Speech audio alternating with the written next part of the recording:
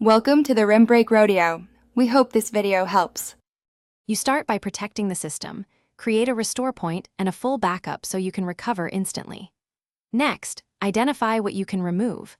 Open Control Panel programs and features and look for Microsoft DirectX end-user runtimes or similar redistributables.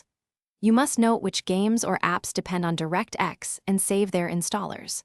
Once recorded, boot into safe mode for safer file and package operations. This reduces conflicts when you remove redistributable packages. Now perform the removals carefully.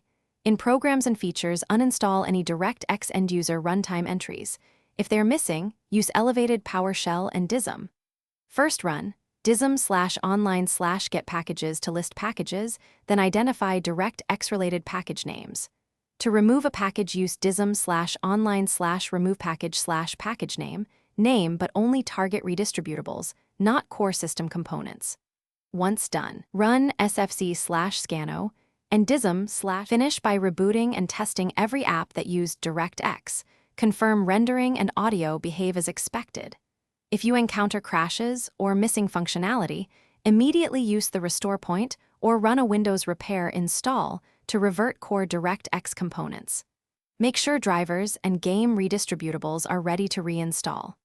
One key troubleshooting tip: if the system becomes unstable, do not attempt manual file deletions. Use system restore or an in-place upgrade repair to safely recover DirectX and related system files.